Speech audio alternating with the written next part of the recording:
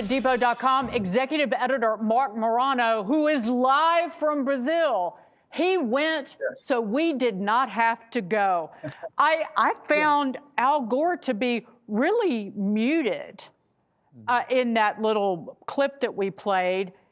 Is that the kind of tone? Because his go-to has always been previously to try to scare the bejesus out of people, because that's how you get the control and the power, and try and frighten people into doing what they say, like using fuels that are expensive, that don't make any sense, that gives them, allows them to collect money off the grift.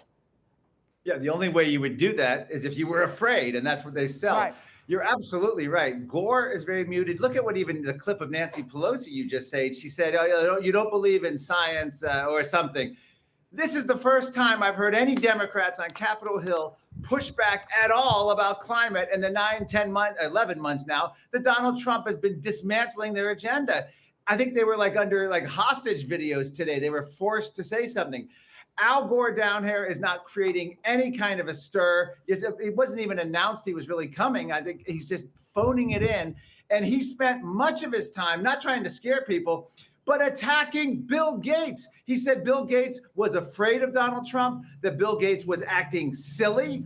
This looks like it's going to be a Bill Gates versus Al Gore, similar to Elon Musk versus Mark Zuckerberg. I don't know what the odds would be in a fight like that, but I have never seen Al Gore turn on Bill Gates in the decades that he's been involved in this fight. That was shocking. And you showed the footage of this rainforest.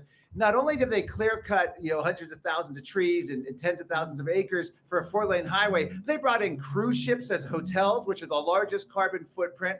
We're calling it Clear Cut 30. But the breaking news tonight is that the UN has banned the use of toilet paper at COP30. Yes, that's right, toilet paper. It's now degenerating into crap 30 here because the toilets can't handle it. They had to go 6 hours, according to an Irish reporter I talked to. World leaders couldn't have any access to toilets, and now they have special bins to collect the, shall we say, used toilet paper. I've been to 23 of these summits. I've never seen it devolve like this. Over 100 nations didn't even bother to put their climate targets in before the summit, and now they can't even flush a toilet here. They are full of crap, and that's where it needs to stay. Yeah.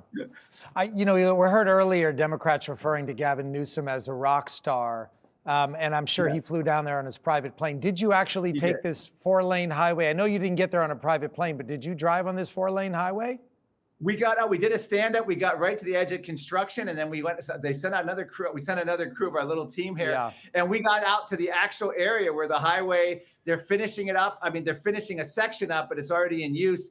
And the idea of this, the environmental minister said we had to build this highway because we needed more people to be able to come to this city so we could showcase to the world how we're saving the rainforest. So they cut the rainforest down so they could show people how they're saving it. It's the ultimate of hypocrisy. The royal family flew in a private jet. Keir Starmer flew in a private jet. As you mentioned, Gavin Newsom. They got the cruise ships. This is hypocrisy. The biggest news, though, is China is what greets all the delegates to this summit. They are front and center. Chinese flags, Xi Jinping books all over. He's got a big smile on his face in the book cover. Why? Because the UN is doing everything to empower China here at this summit. Well, that makes sense, since the UN is also at the COP30 conference. They put out an initiative, which is I love this new way of framing or naming censorship. It's called a Declaration on Information Integrity on Climate Change. So censorship is now information integrity. It's essentially to shut down any speech that doesn't line up with what they're saying, right, about the environment. Absolutely. The UN Secretary General, and they had a big press release.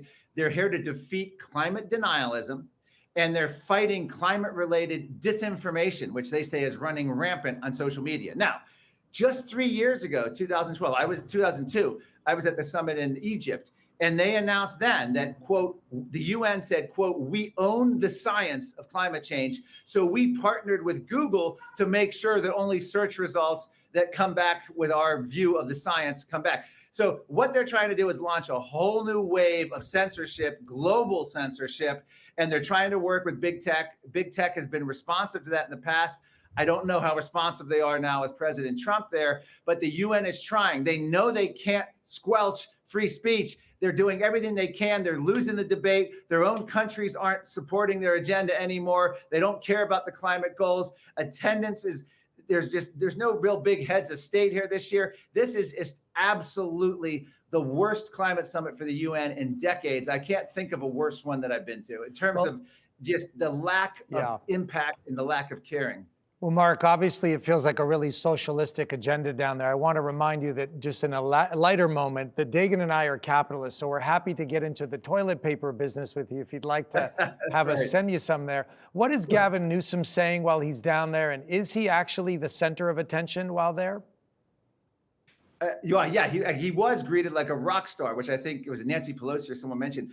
But these are board delegates. This is a corporate capture of these summits. So you go in, everything's tested, all the booths, it's all sanitized corporate messaging, as boring as you get, except when it rains, then the water drips in and it's a big, mess. This is a temporary building. And so Gavin Newsom apparently walked through the conference hall and people were like, oh my God, a celebrity. So they were all excited. These were tens of thousands of UN delegates. This is their hero. He's tried to declare himself the unofficial climate ambassador here at this summit. And what needs to happen in order to prevent Gavin Newsom from doing any damage, Donald Trump needs to pull the United States out of the 1992 Rio Earth Summit Treaty, which George H.W. Bush got us into, and it was ratified by the Senate. If we can get out of that treaty, a future president, Gavin Newsom or AOC, won't be able to get us right back into this whole UN climate agenda. So that's what we need to do. Donald Trump needs to make his agenda permanent, and we can then watch the grieving face of Al Gore and Gavin Newsom. Marc Morano, you're the best. You're doing it for us, so we don't have to. That's right. Thank you, Marc. Yeah, it took 38 hours to get here. And this is a city, the last thing Brazil needs is net zero. They need development, they need wealth, they need poverty, they need infrastructure. They need to get the UN the hell out of this place. Yeah, and the stench of it all. Yes. Thanks so much, Marc.